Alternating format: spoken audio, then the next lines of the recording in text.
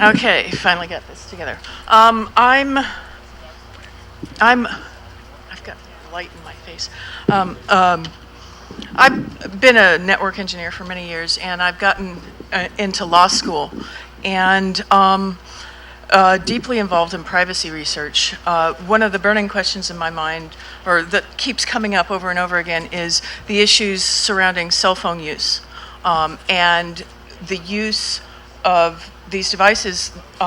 They're tracking us in a bunch of different ways, and who they are is a big deal. The first way they're tracking us, probably the biggest in the news right now, EFF's been talking about this quite a bit, is tracking cell site location information. Carriers since the mid-90s have been required to try and triangulate you when you place a phone call to a 911 service. And so they've been developing this technology as a safety mandate. So they've been developing it, and they've realized we have to determine this information, and it's useful. It's useful for troubleshooting towers, for managing service, and for advertising. So they've begun to collect it. And they, as the tower density increases, they get more and more accurate data. I was discussing this with somebody a while ago, and they say, "Oh yeah, it's to half mile." No, it's probably to about 50 meters right now, depending, give or take, on whether you're in a densely populated city or out in the country. So they could get you to a floor in a building better than GPS could work in a city. So some carriers even save this data as long as 3 years. Who has access to this? You don't. The carriers, Wired did a great survey of cell phone carriers, and they tried to figure out what was happening with this information, and they discovered that the carriers, no one was willing to disclose. One said something about blocked calls, and you're not supposed to be able to see that. But this is a lot more detailed information everywhere you move. There was a file released with Carrier IQ. I'll speak more on that later, where the dynamic visualization of location, that can be collected without even polling your cell phone. All it needs is a signal from your cell phone to electromagnetically triangulate you. So who do the carriers share it with? Well, they can't sell it outright in the United States because there are laws that do protect customer telephone records. But if they anonymize it, take your name off, they can direct ads based on location if somebody's bought ads for a certain cell phone platform. And many cell phone platforms do have advertising capabilities. What's more important, though, is law enforcement can get this information. And whether a warrant is required, a subpoena, or anything at all is still up in the air. Different courts have decided differently. Eastern District of New York has decided you need a warrant for any type of query. Some jurisdictions say, oh, well, we'll just give it to you. Some require what they call a pen trap register, which is basically header information on phone calls. So this is header information is regulated, which requires a very low level of judicial review. So some require that. So it's really up in the air. Most privacy advocates, myself included, believe that it should be a warrant-only type information because this is very personal, and it's every 7 seconds that they collect this data. So it's very detailed. Why is it available? No Supreme Court decision.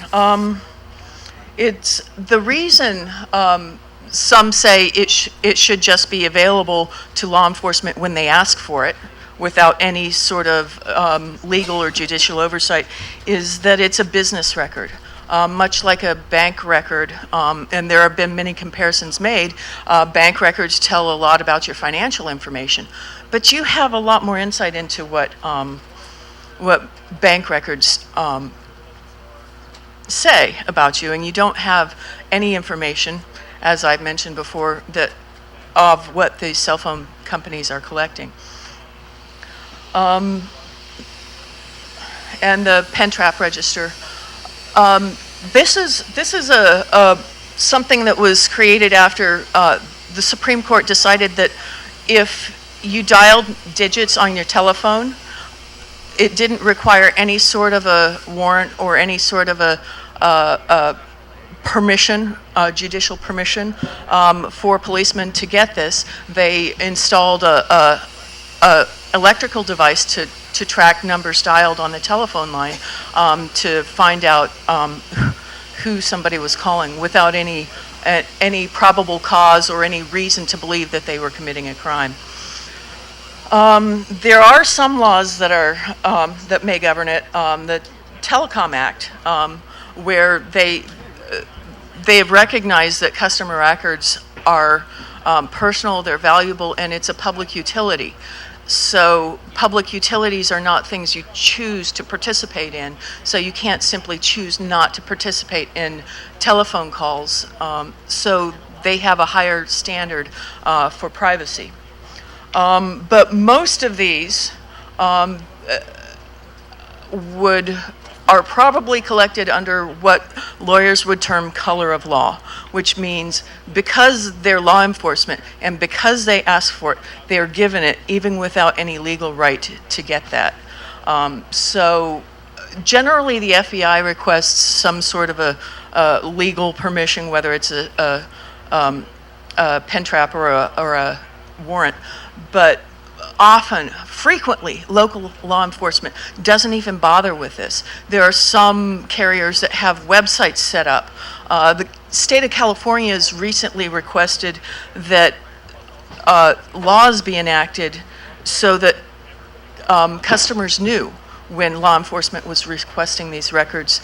And the carriers told them, no, we don't have time. We're too busy filling these records or serving these records to the law enforcement to actually tell the customers that they're being delivered. So law enforcement needs to be reined in on this. The Supreme Court, people were hoping that, I don't know if any of you followed U.S. versus Jones with a GPS tracker attached to the bottom of the car. People were really hoping that that would give us a more definitive decision on it, but because they decided that it was trespass to stick something on someone's car rather than deciding on following them around and getting this complex data, they skirted the subject, and we probably will see it revisited sometime soon. Other than law enforcement, corporations, I kind of touched on briefly earlier. Generally, when you it's expected, if you give somebody something, whether it's a thing or information, it belongs to them, unless you make it explicit otherwise. And this is really the expectation issue that arises. Application providers may ask you anything. They'll often have privacy policies, and that's what sets the expectation, is their privacy policies. But what happens if you don't know what's on the phone? And that's what happened with Carrier IQ. It caught everybody flat-footed, at least on the user land. It didn't catch any of the carriers by surprise. They've been doing it for a little while now. They thought it was a great idea to get data on their network. They never really even thought about the issue that this is a third party that they're getting involved.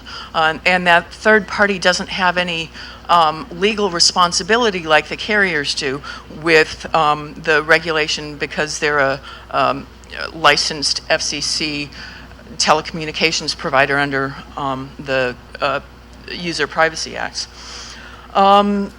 So that really raised a big question, and it still has not been settled, but they're looking at it. If thinking about this in terms of applications, if there is an application on your phone, if you choose it, if you're aware of it, then you can do that. Okay. And then the next question arises, you buy this phone and it keeps getting software pushed to you. I know I recently got a new one and was rather disappointed that. And cookies were the original test case for this. Cookies are put on your computer. You didn't ask for them. You, most of the time, don't even know that they're there.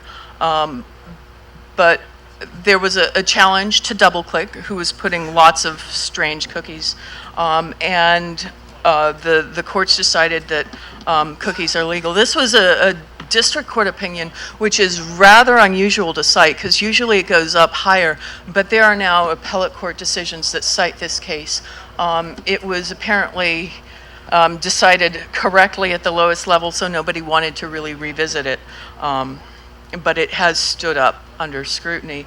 And it to some degree it makes a little sense, because it facilitates technology working, but at the same time, what kind of information do you have a right to choose to go out there, and what is your right to know about that is still kind of up in the air. And it really comes down to social engineering on a corporate scale. So to deal with this problem that they're wrestling with right now, the Federal Communications Commission has started considering this. They're a lot more agile than Congress is, because they operate on rules instead of statutes, but because they already have a mandate from Congress, they can fine you for failure to comply with the rules that they set to maintain the standards set by Congress. And they also have special courts that can bypass normal court processes. So they have the Telecommunications Act of 1996, which has a very broad general goal of ensuring telecommunications privacy. Ever since we've had the Wiretap Act, there has been a mandate for telecommunications privacy, and they keep updating it in 1996. It's actually a forward-thinking act with broad ability for the FCC to interpret. And so the EPIC CP&I order, I love that name, it's ridiculously long acronym for this rule that the FCC has set. It requires, if the carriers sell your information, you have to have the decision to participate in this sale. You have to willingly opt in, and this has been around since 2007, so it hasn't been as well enforced. 2009, the carriers challenged it, but it was upheld, and it was actually challenged in in a normal court, in that it was a rule to uphold the 96 Act. Okay, so considering the problem, they're looking for input, and they have been looking for input since 2011 on the carrier IQ, since the issue blew up, and they've closed comments, and they're working on some rules now to enact to increase the user privacy. All carriers argue that they need to give your data to third parties like Carrier IQ or somebody who does that implementation better. And so there's a tug of war going on right now between the FCC and the carriers, and outsourcing their network stability and so forth. I don't think the carriers are going to win that one.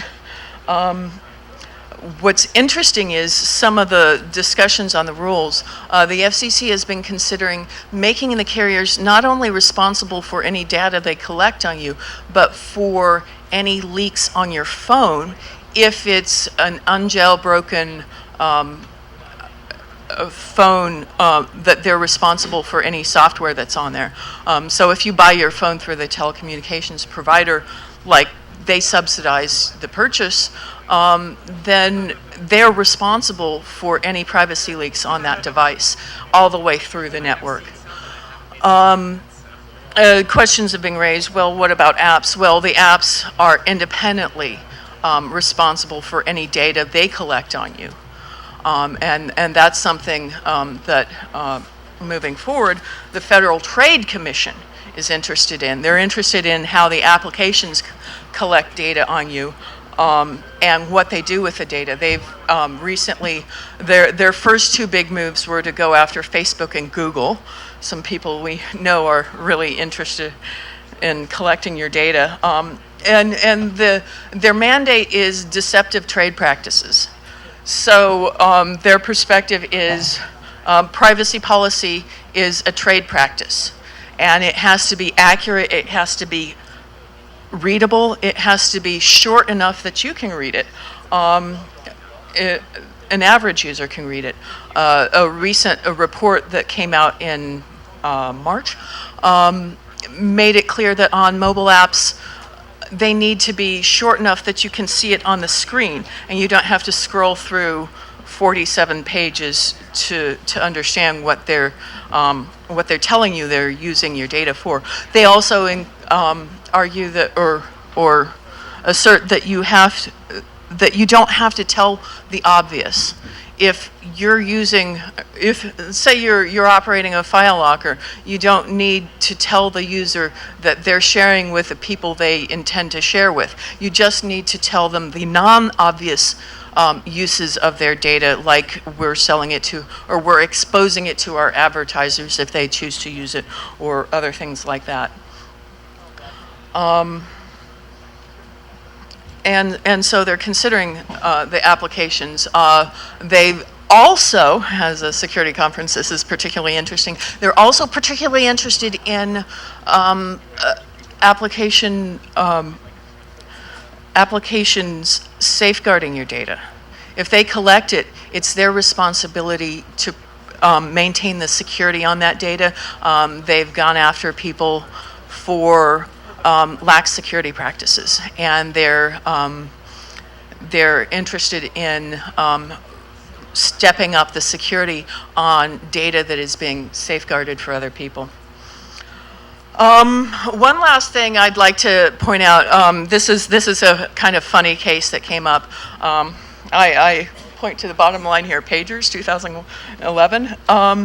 The case came up, somebody was using a pager issued by work, and he was sending off-color texts, and he kept going over every month and a number of pages, and so they decided to have a look at the pages, only the pages while he was on duty, but they saw everything he sent back and forth on that pager, and it was a cause for sanctions because he was using the computer use policy applied also to his pager, and it applies to cell phones and so forth. So just because you carry it or it's a special device, I think that's why people are really talking about bringing your own device in.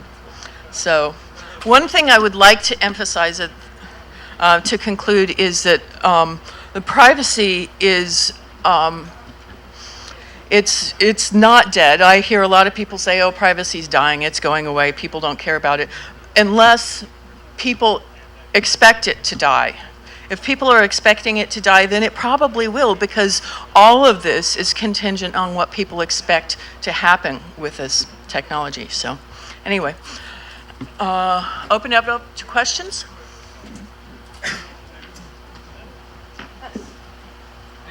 How much technological flexibility do we have? I mean, a while ago, when you had an internet phone, you didn't get 911 service from it. You know, they said you have to have another phone or something.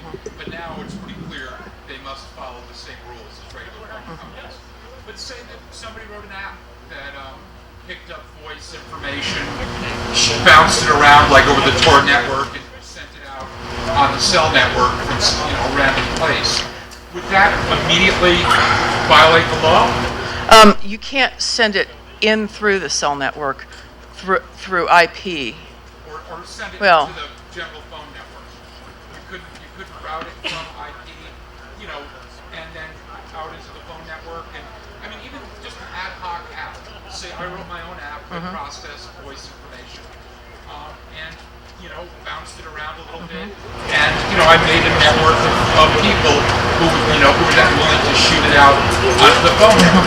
Phone calls are, say domestically, are pretty much commodities. Their price doesn't vary.